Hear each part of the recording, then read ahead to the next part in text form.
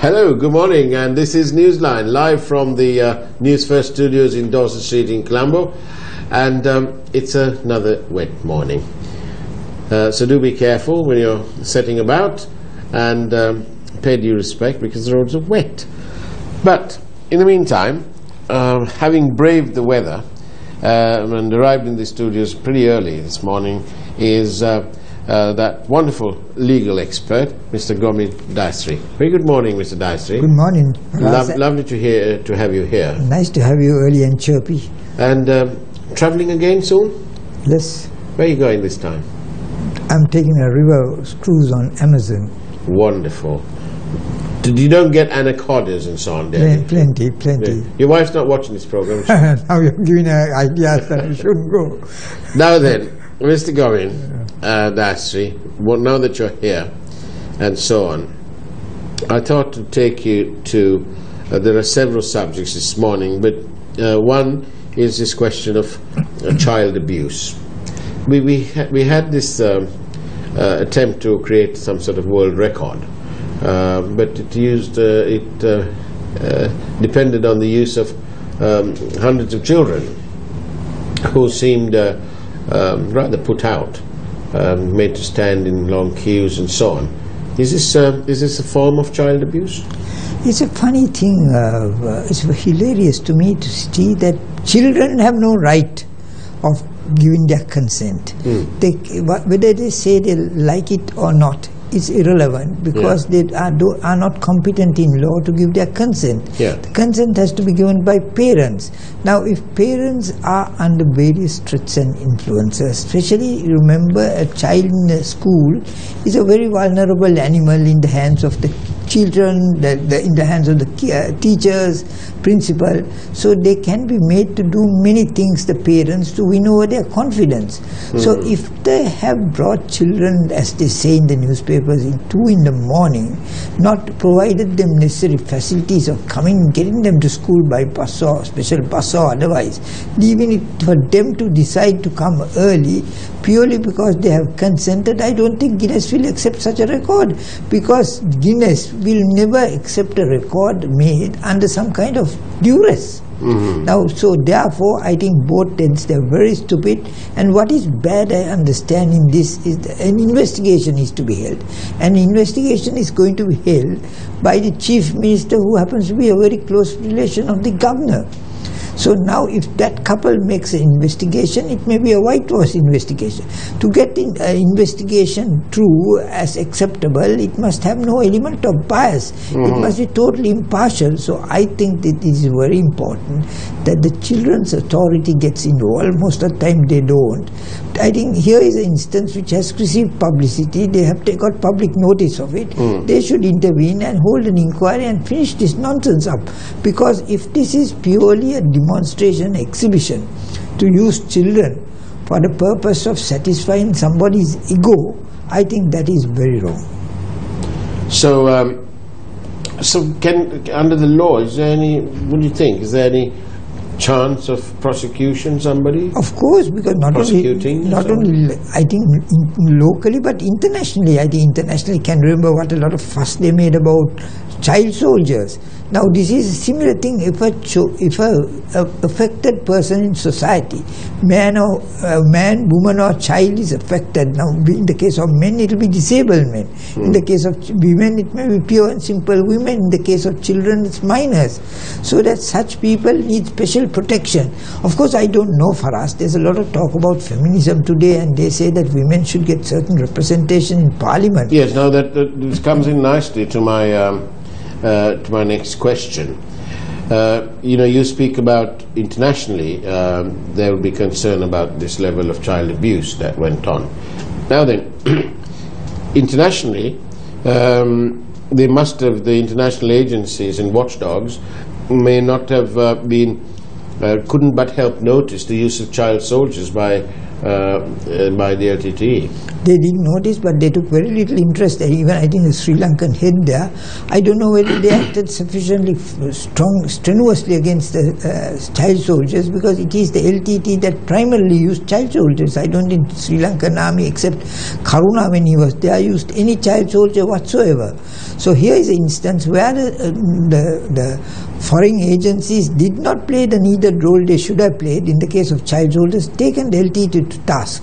But very often they just ignored it because they were very sympathetic to the LTT. Well, in that case, the same international watchdog community are not doing much, or do appear to be not doing much, in terms of this electoral process in Sri Lanka. Where is the democracy, and where are these international watchdogs now?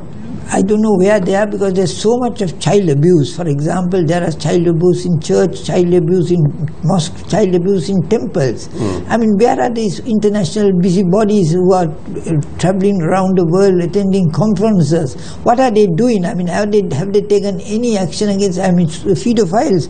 And there are so many allegations in the West in the churches. But you see, they are only interested in keeping law and order in the West. What happens in the East or South is irrelevant to them. So I think times come when we should really get our organizations functional, because let us take the case of women. Now the women are asking for more representation in Parliament. But for us, look at it. Isn't we the country that had the first woman prime minister, the first woman president, the first woman income tax commission, the first woman chief justice? I mean, women have hit the high line in Sri Lanka. Women, there are majority lawyers, the emerging lawyers are majority of them are ladies. So is it in the medical profession, and all over they are dominated. Yes. So is it a good idea, this? Sorry, this system where they are trying to have a minimum of 25% in local government? I don't think it's that, because if women want, if they can be doctors, if they can pilot planes and do everything one of the best pilots we have is a lady pilot in Sri Lankan Airlines. So if we have people of that caliber, women have reached that position. Getting them here will only mean that they are not treated equally, but they are treated more favorably, which is a form of discrimination. I think child is under attack. Would that be against the Constitution, and having this positions or places, seats reserved at the local government level, 25%? Yes, it will not be a violation of the fundamental rights, because it gives disabled sections certain additional benefits, and sex is one of those matters. But then by its very nature, where they say that women will have 25% reserved, can it not be argued that that is a form of reverse sexism? I would say that it is positive sexism, because they don't have 25% at any time, and that is because women have been very selfish. They select jobs that are comfortable to them, not jobs that are challenging. Do you know that the Women's Brigade will now be on your case? I know a lot of people are on my back. I get another one on, so it doesn't make it any heavier. But I think it's time that men have to organize themselves to save them. But behind every successful man is a strong woman, so the saying goes, something like that. Yeah, but I don't think anyone is behind. I think they are in front of us at the moment, that I think you and I will have to save ourselves or the next generation, because I find that. But there was, even if you examine the recent controversies, there was one lady who and a daughter who got their rent paid by some other fellow. And left the poor hubby in the dark. He was forced to say, "I don't know." So said he, but whether the credibility of that is believed in court or otherwise or any forum is another matter. Now we're going through this rather nicely this morning. Sorry, I've got a tickly cough here. Now then, talking about women, strong women being behind every successful man and so on. Now, what do you have to say about this business, about this argument that Mr. Joseph Michael Pereira, being the the organizer for JILA, the United National Party, the poor chap's been left out, and he's been.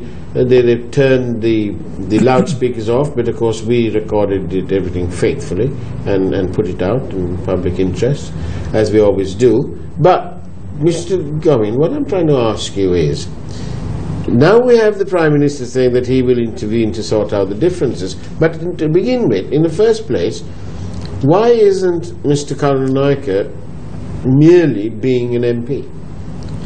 It's like this, fight. I think it is an internal dispute of the UNP. UNP has many factions, and one faction in a certain area dislikes the presence of the MP, so they debarred him from a show that was open to the UNP, and he probably would have arrived on his own, found that he had no place, and he decided to ventilate his grievances. Now that would lead undoubtedly a situation where there is a dispute within a party in an area they are particularly strong. JILA belongs to the Catholic belt, which makes the UNP strong.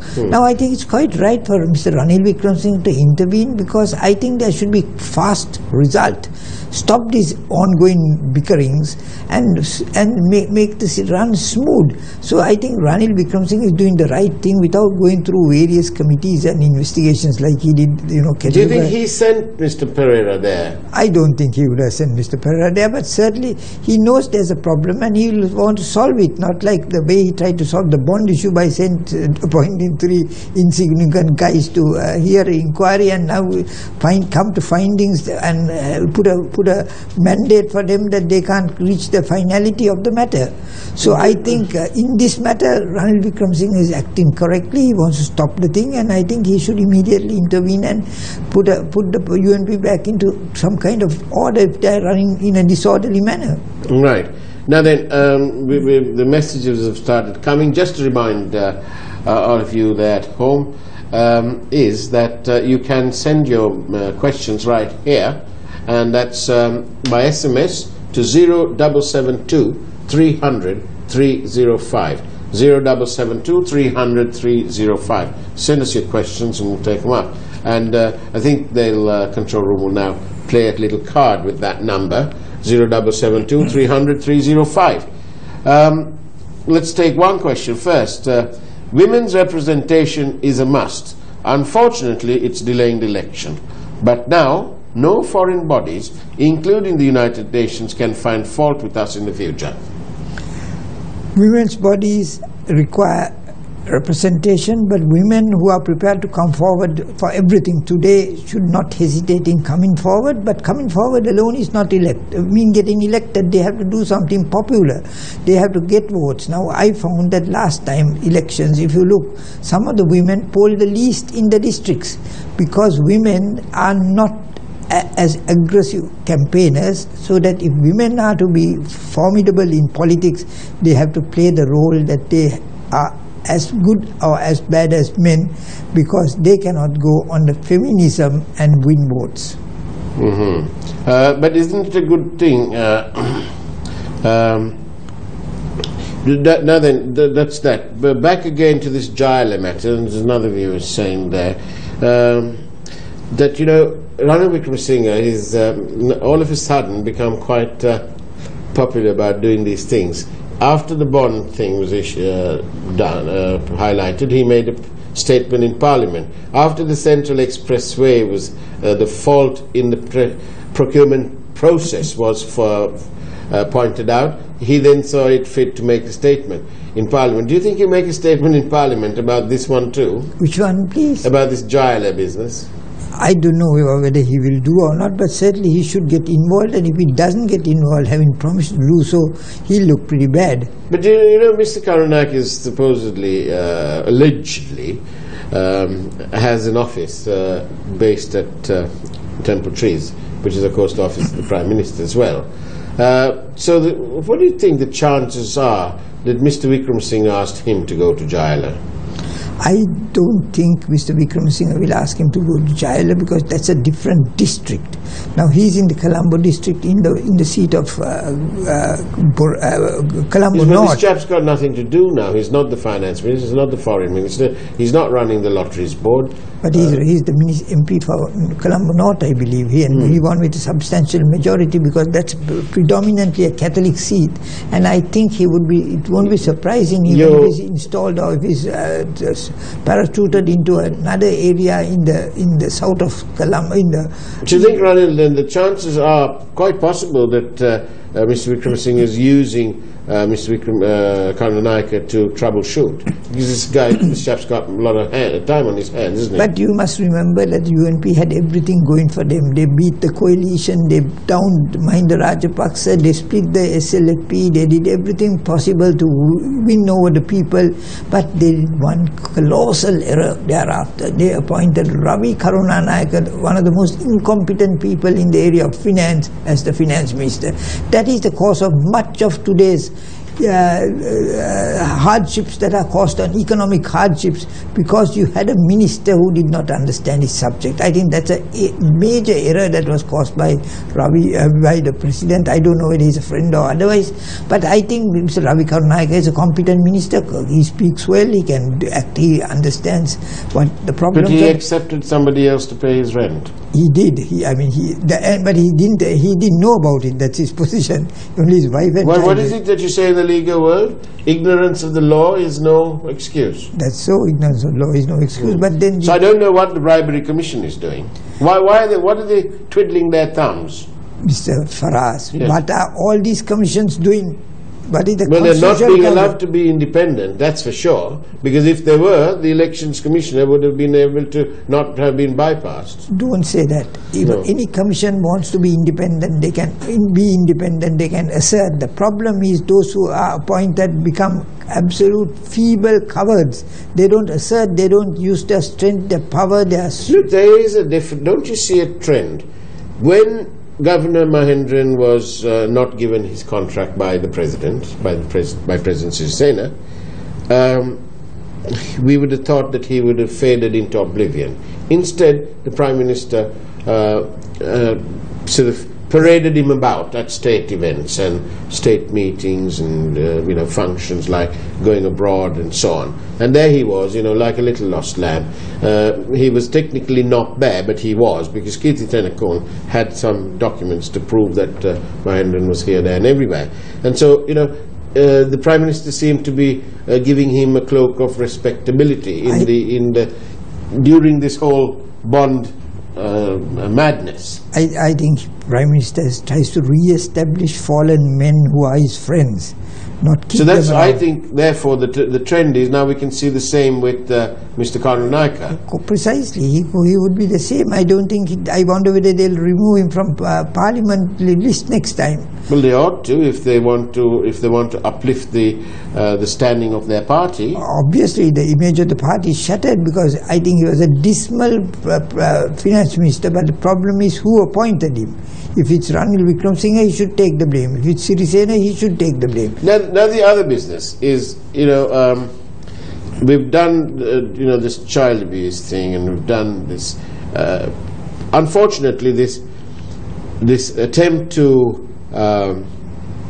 reserve space, if you like, to encourage the female participation, it's a must. But unfortunately, it has impinged on the process, and it's caused delays.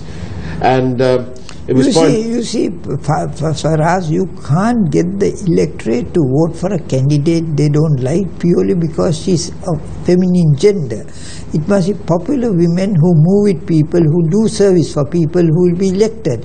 I don't think there's a problem whether it's a man or woman. Remember, we had the first Prime Minister, woman. And she didn't have much of education at that time, though she turned out to be a pretty good Prime Minister later. So did we have Chandrika Kumaratunga. We had women in very many positions. But didn't she go to Sorbonne?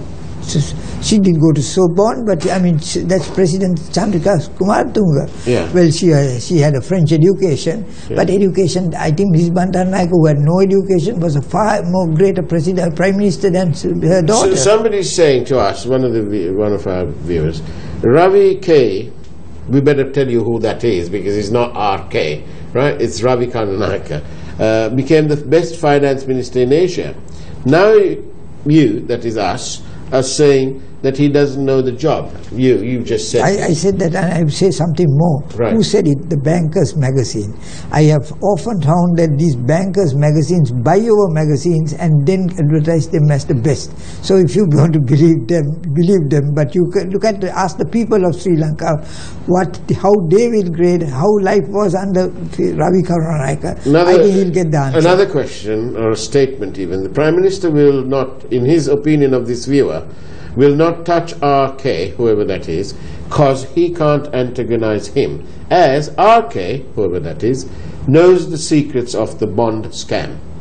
Precisely. I mean, there's a lot of give and take, and I can see Mahendran, Ravi Karunanika, all those characters involved in the bond scam being given a leg up, or what you call a lift up, by the Prime Minister, maybe for extraneous reasons, we don't know.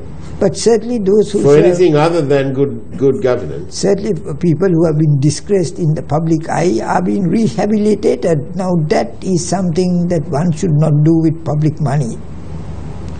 The president of the Bar Association Sri Lanka is trying to take Ranjan Ramanayake to the Supreme Court for making a statement against corrupt judges. Can he do that?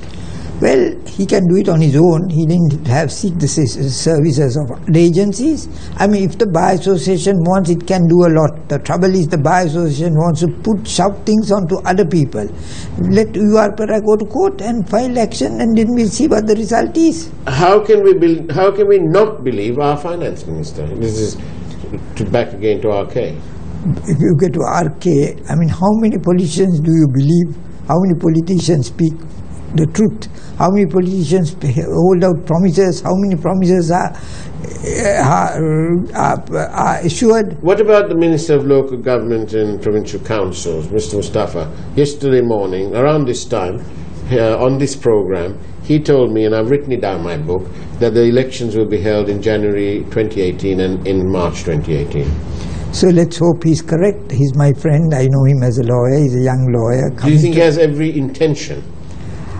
I really cannot say read his mind, but I don't know whether many of the things he said has not happened. That's all I can say, but I don't want to say anything against a young lawyer who's coming up in life. So let him succeed. Young. Well, he's comparatively young compared to me. I'm very old. All right. Another one here.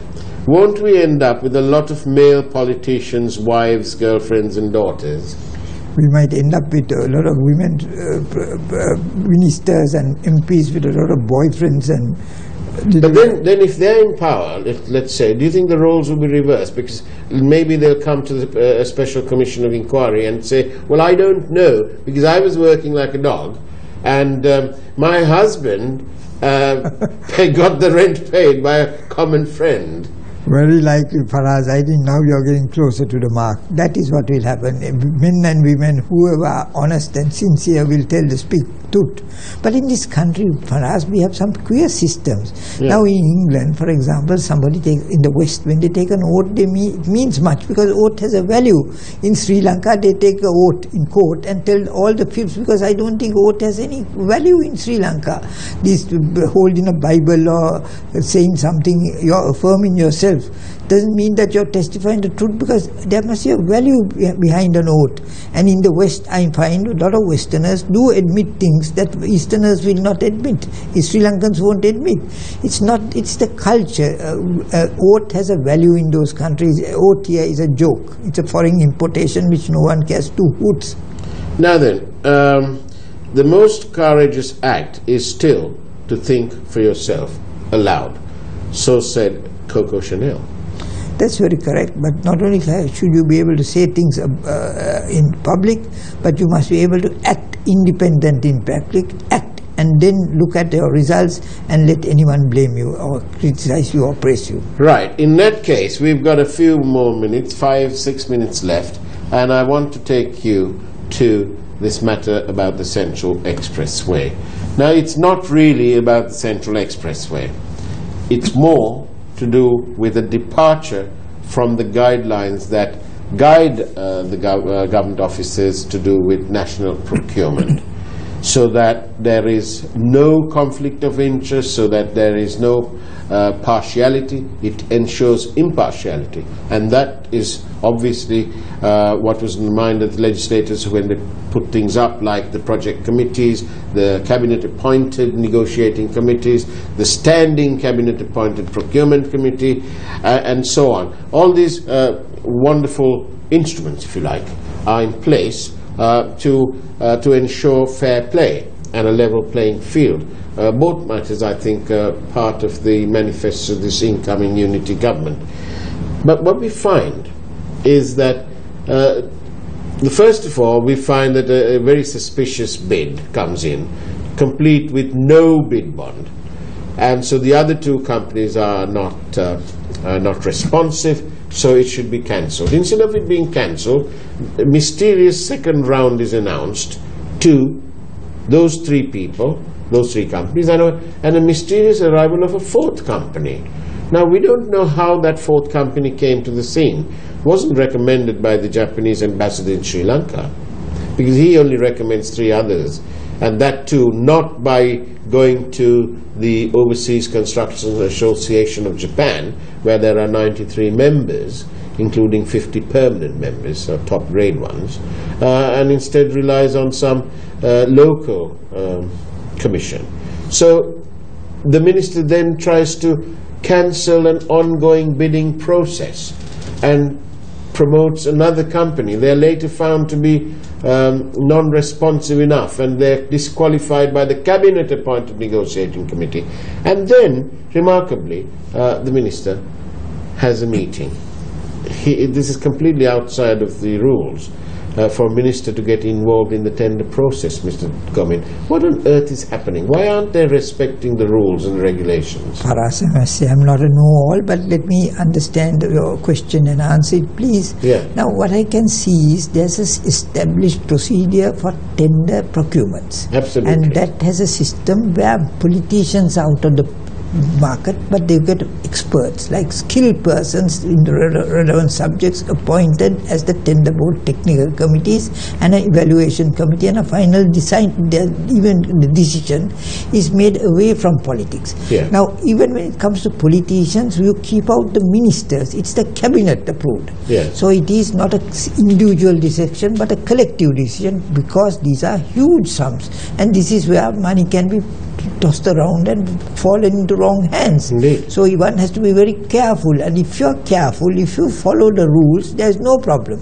But what has happened in this case is I find a minister, an individual, getting involved in that. Now he has no place in the tender procedure at all. What is it you say in legal terms? No locus what? No locus standi. He has no leg to stand on, in other words. Right. But he is having both his feet. He is very much in the picture, and that is wrong. You see, this whole thing will become a nullity. It's becoming a joke. And yet he is adamant, and the island reports that he is going to go ahead with this business. Well, that is very unfortunate, because it's going to be nullified, because some contractor, if he has the courage, he will go to court and get his whole thing stopped, because the minister has no role whatsoever. These are all should be done independently, and then the procedure is all written out rules, and those are well known, they are published, they are available for sale, and they are known to the public. So public knows that here is a minister, but the question is, what is the motive? Why is he interested in a particular person? Why is he getting involved? Absolutely. When the law requires him to be away from it, and law gives him no position in tender procedures whatsoever. And let me let you in on something else. At this meeting, which is illegal anyway, illegal in the sense that it's not within the procurement guidelines, he has this meeting with the two bidders. One failed, one so-called winning. We'll have to call it so-called, because that bidder is not exactly, a paragon of virtue and expertise, right? And not without its fair share of controversy. And represented by, we're told, represented by some other controversial group. But anyway, the point is, he has in there, this is a bit I'm going to let you into. At this meeting are two other company representatives, One is from an Indian company, and another is from a company, it's not quite clear whether it's Sri Lankan or something else, but by its name and research indicates that it is a relocation company. What on earth a relocation company has got to do with building a complicated highway? This is hilarious. How did those two companies know about it? How did they enter? How did they come at the last stages? How is the minister manipulating to this extent? I mean, this is very, very wrong. And I think, Faraz, the winning company, as you say, must be having a lot of skeletons in their cupboard, otherwise they will surface in court. And court today, our judiciary is much stronger than ever before, and they will not tolerate this kind of thing. But I don't know who brought the other two companies into the picture, because technical committee would not have advertised in bringing other parties in the middle of this ongoing process, because I think they have still not come to a finding. So this is becoming queerer and queerer, curiosity and curiosity. Alice in Wonderland. Alice in Wonderland, that is what we are today in, Alice in Wonderland. But there is hope, isn't there? There is no hope. It's like running in Wonderland. Hope sees the invisible, feels the intangible, and achieves the impossible. Have a wonderful day and a productive week ahead. Govind Dasri, thank you very much for being on Newsline. Thank you for inviting me, Farhad. That's it from Newsline. Take care and God bless.